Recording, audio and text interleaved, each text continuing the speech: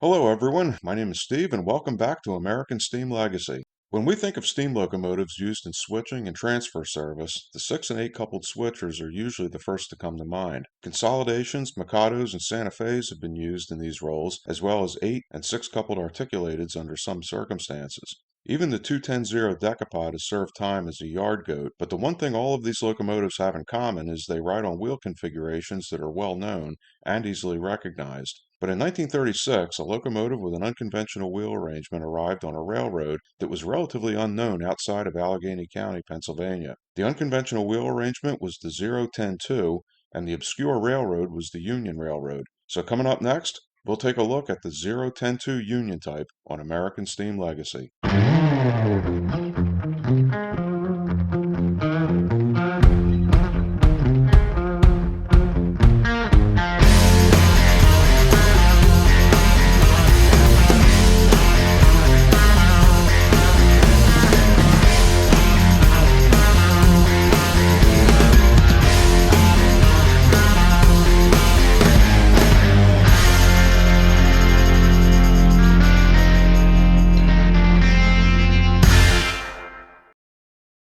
The Union Railroad, the road from which the 010-2 gets its name, was built by American steel tycoon Andrew Carnegie in 1896.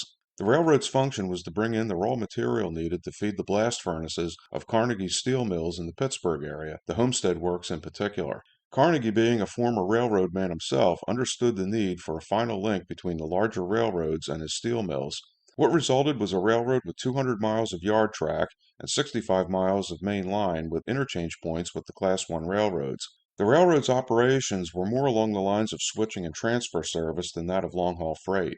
In 1901, Carnegie's steel empire was purchased by financier J.P. Morgan and merged into the United States Steel Corporation. The unique 010-2 would appear during U.S. Steel's ownership of the Union Railroad. The Union Railroad locomotive fleet was mostly comprised of 6 coupled switchers with a 280 consolidation and a 260 mogul joining the roster by the 1920s. As the steel industry grew in the first decades of the 20th century, tonnage on the Union Railroad grew to a point where the existing locomotive fleet was hard-pressed to keep up. The Union was not only serving 8 separate steel mills, but a variety of other industrial customers as well. Compounding the problem further were the steep grades on the Union main line, reaching almost 2.5% in 2 locations, so double heading and the use of helpers became commonplace. The need for high tractive effort locomotives was obvious, but adopting a long wheelbase locomotive like the Santa Fe or a 6-coupled articulated was going to be problematic. Turntable length and other railroad facilities couldn't accommodate anything much larger than a 10-coupled full adhesion locomotive. The need for high tractive effort and high steaming capacity basically formed the criteria a new locomotive would have to meet, and the ability to climb a nearly 2.5% grade unassisted was also essential. So, entered the unorthodox 010-2 wheel arrangement. In 1936, the Union Railroad took delivery of 9 Baldwin-built 010-2s that would become the largest steam-powered switchers to operate in the United States.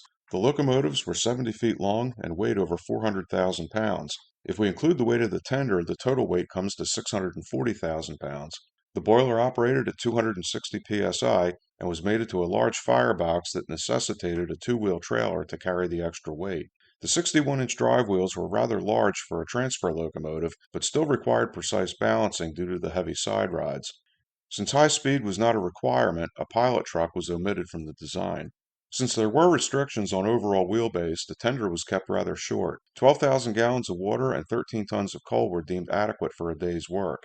The front tender truck contained a booster that delivered 17,000 pounds of tractive effort, in addition to the nearly 91,000 pounds developed by the locomotive itself. The 010-2 would remain in service on the Union until 1949.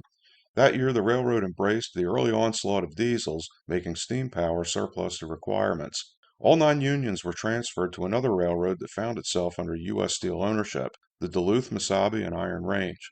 The locomotives arrived on the DM&IR minus their boosters. To compensate for the loss of tractive effort, the adhesive weight of the locomotives was increased by adding weight over the drive wheels. The 010-2s saw their careers extended another 9 years, with the last one being scrapped in 1958. Fortunately, one union type has been preserved. Number 604, lettered for the DM&IR, is on display in Greenville, Pennsylvania. But the 9 Unions built for U.S. Steel were not the only American locomotives of this type. The Chicago and Northwestern Railroad rostered this type beginning in 1944, but these locomotives were conversions rather than purpose-built 010-2s. The railroad received two Baldwin-built Santa Fes of 1917 from the Chicago, St. Paul, Minneapolis, and Omaha Railroad that were fitted with superheaters. The C&NW put them to work as switchers at the Proviso Yard in Chicago. The Santa Fe's pilot truck proved prone to derailment while working the hump, so the road removed it. The result was a 010-2 that was considerably smaller and lighter than its Union Railroad counterparts. A head-to-head comparison of the Union and C&NW machines may not be meaningful or even fair, since the conversions were a 27-year-old design. However, it is interesting to note how well the 1917 vintage Baldwins compare to the 1936 variant by the same manufacturer. The Chicago and Northwestern 010-2s had a rather short service life, with one being scrapped in 1949 and the other in 1953. I hope you enjoyed the video. Please remember to like, share, and subscribe. And once again, my name's Steve, and thanks for watching. I'll see you next time.